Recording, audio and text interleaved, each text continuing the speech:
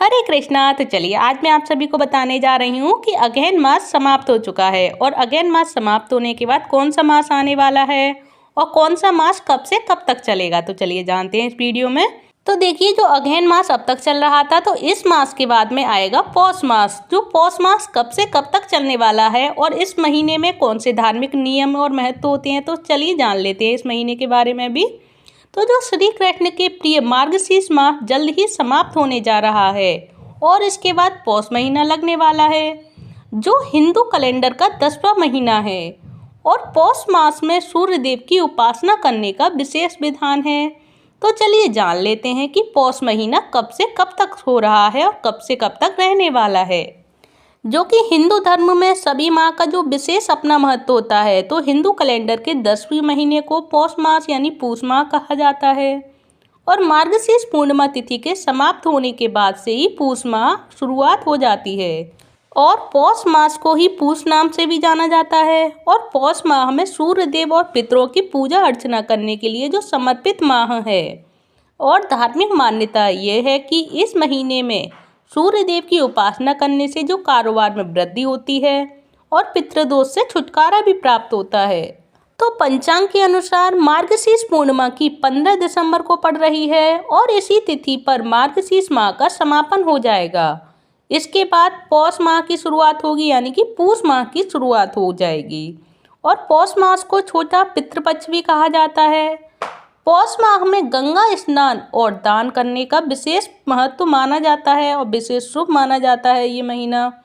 ऐसे में आइए जान लेते हैं कि पूष माह कब से शुरू हो रहा है और इस पूष माह का महत्व क्या होता है और इस पूष माह में क्या नियम होते हैं जो हमें पूरे और पूर्ण करने होते हैं। तो चलिए जान लेते हैं पूष माह के पूरे नियम, महत्व और कब से कब तक रहेगा ये। तो वैदिक पंचांग के अनुसार इस साल पौष माह की शुरुआत होगी 16 दिसंबर से होगी। वहीं इस मास का समापन अगले साल यानी 13 जनवरी 2025 को होगा।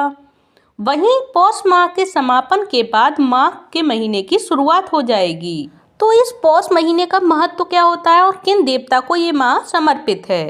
तो पौष माह की पूर्णिमा पर चंद्रमा पुष्य नक्षत्र में होता है, इसीलिए इस माह को पौष मास कहा जाता है। और धार्मिक मान्यता ये है कि इस मास में पिंडदान और तर्पण करने से जो पितरों का आशीर्वाद प्राप्त होता है और जीवन में शुभ फलों की प्राप्ति होती है।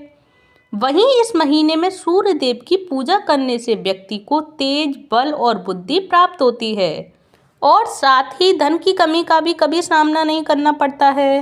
और पौष माह में विधि पूर्वक पिंडदान करने से पूर्वजों को वैकुंठ लोक की प्राप्ति होती है और पितृपक्ष से जो छुटकारा भी प्राप्त होता है। तो चलिए अब जान लेते हैं पौष माह के नियम क्या क्या होते हैं, जो हमें उन नियमों का हमें पूर्ण तरह से पालन करना होता है। तो चलिए जान लेते हैं पौष माह के नियम। तो नंबर 1 है, पौष माह में सूर्य देव के निमित्त रविवार का व्रत रखना आवश्यक होता है। और नंबर 2, पौष मास में पूजा के दौरान सूर्य देव को चावल की खिचड़ी का भोग लगाया जाता है। नंबर 3 है, मान्यता ये भी है कि ऐसा करने से व्यक्ति को सूर्य देव की कृपा प्राप्त होती है। और नंबर 4 है, पौष माह में मकर संक्रांति, अमावस्या और एकादशी पर पितरों की पूजा करनी चाहिए। नंबर 5, पौष मास में श्रद्धानुसार गरीब लोगों में विशेष चीज़ों का दान करना चाहिए। नंबर 6 है, पौष मास में तामसिक चीज़ों के सेवन से दूर रहना चाहिए। और नंबर 7 है कि पौष मास में विधि पूर्वक सूर्य देव को अर्घ्य देना चाहिए। तो ये हैं पौष माह में निभाने वाले नियम कि हमें कौन कौन से नियमों का पालन करना है पौष मास में। और ये पौष माह किस भगवान के निमित्त रखा जाता है, ये है भगवान सूर्यदेव के निमित्त, जो कि भगवान सूर्यदेव को ये मास समर्पित है। इसीलिए इस मास में सूर्यदेव की पूजा अर्चना करने से विशेष फल की प्राप्ति होती है।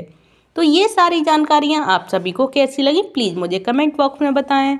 और ये सारी जानकारियाँ अगर अच्छी लगी हो तो प्लीज़ एक वीडियो को लाइक करें, चैनल को सब्सक्राइब करें। धन्यवाद। हरे कृष्णा, हरि बोल।